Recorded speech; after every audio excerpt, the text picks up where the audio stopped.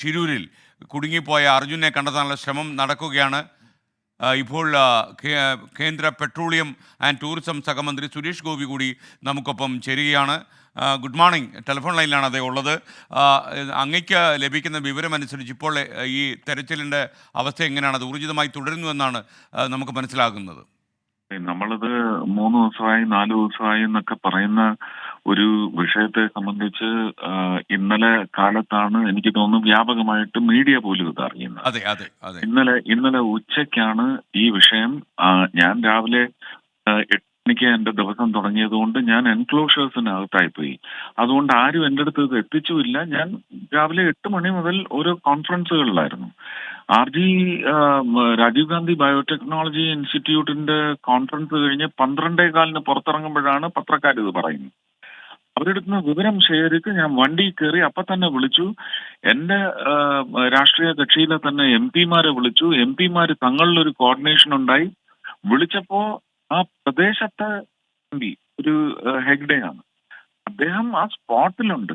അദ്ദേഹം കണ്ടുകൊണ്ട് നിൽക്കുകയാണ് എങ്ങനെയാണ് ഈ അവിടുത്തെ അവൈലബിൾ മാൻ പവർ വെച്ച് ഇത് ഹാൻഡിൽ ചെയ്യാൻ വളരെ കുറച്ച് നാട്ടുകാരും ചേർന്ന് ഇത് എങ്ങനെയാണ് ഹാൻഡിൽ ചെയ്യുന്നതെന്ന് അദ്ദേഹം സ്ട്രെയിറ്റ് ഒരു റിപ്പോർട്ട് എനിക്ക് തന്നതാണ്. വെർച്വൽ റിപ്പോർട്ട് അല്ല, റിയൽ റിപ്പോർട്ടാണ്.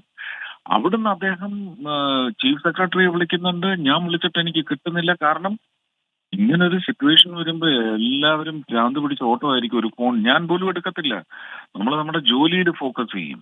അപ്പോ ഇതെല്ലാം അവിടെ നടക്കുന്നുണ്ട്. ഒരു വീട്ടുകാർക്ക് അവരുടെ കുഞ്ഞ്, അവരുടെ ആങ്ങള, അവരുടെ ഭർത്താവ്, അവരുടെ അച്ഛൻ, ഇങ്ങനെയുള്ള പല കാറ്റഗറിയിൽ പെടുന്ന വികാരം എന്ന് പറയുന്നത് അതിനവർക്ക് വെന്റ് ഔട്ട് ചെയ്തേ പറ്റൂ. അവർക്ക് കുറ്റം പറയാം, അവർക്ക് അപര്യാപ്തതകൾ ചൂണ്ടിക്കാണിക്കാം, അവർക്ക് കിട്ടുന്ന അറിവ് വെച്ചായിരിക്കും അത് ചെയ്യുന്നത്. പക്ഷെ നമുക്ക് എപ്പോഴും ഒരു ഒരു ഒരു ബാലൻസ്ഡ് സ്റ്റേറ്റ് ഓഫ് മൈൻഡ് വേണം. കർണാടകത്തിലുള്ളവരും കേരളത്തിലുള്ളവരും സാഹോദര്യത്തിന്റെ ഒരു ടെമ്പറും നഷ്ടപ്പെടുത്താൻ പാടില്ല. ഇത് രാഷ്ട്രീയ മുതലെടുപ്പിന് വേണ്ടി ആരെങ്കിലുമൊക്കെ അങ്ങോട്ടും ഇങ്ങോട്ടും കുറ്റം ചാർത്തി കൊണ്ടുപോകേണ്ട ഒരു കാര്യമല്ല. ആ അർജുൻ എന്ന് പറയുന്നത് നമ്മുടെയും സഹോദരൻ എന്ന് വിചാരിച്ച് എങ്ങനെങ്കിലും രക്ഷപ്പെട്ടു വരട്ടെ എന്ന് പറയുന്നിടത്ത് ആ എങ്ങനെയെങ്കിലും എന്നുള്ളത് ഇന്നലെ മുതൽ വളരെ രൂക്ഷമായി തന്നെ അവർ പ്രവർത്തിച്ചുകൊണ്ടിരിക്കുകയാണ്. പിന്നെ റോഡ് ക്ലിയർ ചെയ്യാൻ വേണ്ടി ഇതിനിടയ്ക്ക് പോയി വണ്ടികളെന്ന് പറയുന്നത് ഒരാൾക്കൊരല്പ ജീവനുണ്ടെങ്കിൽ അയാളെ ഈ റോഡ് വഴി പോകുന്നതിന് വേണ്ടിയുള്ള ഒരു പ്രിപ്പറേഷൻ എന്ന് പറയുന്നതും അവിടെ നടക്കണം. ഇല്ലെങ്കിൽ ഡിസാസ്റ്റർ ഹാൻഡിൽ ചെയ്ത് വരുന്ന പല അവസ്ഥയിലുള്ളവരെ കൊണ്ടുപോകാൻ പറ്റാതെ നമുക്ക് പിന്നെ വലിയ ദുരന്തം ഏറ്റുവാങ്ങേണ്ടി വരും. നമ്മള് ആനകളെ പോയി മയക്കുവെടി വെച്ച് പിടിച്ച് കൊണ്ടുവരുമ്പോഴും ഇങ്ങോട്ട് എത്താനുള്ള മയക്കുവെടി വെച്ച് കഴിഞ്ഞാൽ അതിനെ കൊണ്ടുവരാനുള്ള വഴികളുടെ ക്ലിയറൻസ് ആദ്യം നോക്കാറുണ്ട്. എന്ന് പറയുന്ന അതേ സംവിധാനമാണ്. ഡിസാസ്റ്റർ മാനേജ്മെന്റ് ആണ് ഇത്, ഡിസാസ്റ്റർ ഹാൻഡ്ലിംഗ് ആണ്. ഹൈ റിസ്ക് എന്ന് പറഞ്ഞാൽ 2-3 മല ഇടിഞ്ഞു വീഴാൻ വേണ്ടി നിൽക്കുകയാണ്. അതിനടിയിൽ നിന്നാണ് ഈ മനുഷ്യര് രക്ഷാപ്രവർത്തനം നടത്തുന്നതെന്നുള്ള ഒരു നമുക്ക് അറിഞ്ഞുകൂടാത്ത എന്നാൽ ചിന്തനീയമായ ഒരു അനുഭവ സമ്പത്ത് നമുക്ക് വേണം. നമ്മൾ ചിന്തിക്കണം. അവർക്കും എല്ലാം കുടുംബങ്ങളുണ്ട്, അവരെല്ലാം നന്നായി പണിയെടുക്കുന്നുണ്ടെന്ന് തന്നെയാണ് ഞാനും കണ്ടിട്ടില്ല. അതുകൊണ്ട് എനിക്ക് കുറ്റം പറയാൻ സാധിക്കുന്നില്ല. പക്ഷെ ഒഫീഷ്യൽ വിവരങ്ങൾ വെച്ച് അത് കർണാടക സെക്രട്ടേറിയറ്റിൽ നിന്നായാലും ശരി തന്നെ കിട്ടുന്ന വിവരങ്ങൾ വെച്ച് ഇത് തന്നെയാണ് എനിക്ക് കേരളത്തിലെ ജനങ്ങളോട് പറയാനുള്ളത്.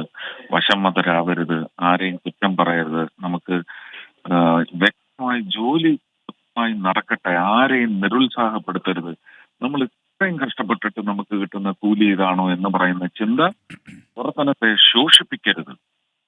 അതിനുവേണ്ടി നമ്മളെല്ലാം പ്രാർത്ഥനയോടെ അവർക്കും കൂടി അവിടെ കഷ്ടപ്പെടുന്ന ഇപ്പൊ ഉഴലുന്ന ഒരു ജനതയ്ക്ക് രക്ഷാപ്രവർത്തനത്തിൽ ഏർപ്പെട്ടിരിക്കുന്നവർക്ക് വേണ്ടിയും കൂടി നമുക്ക് പ്രാർത്ഥിച്ചുകൊണ്ടിരിക്കാം.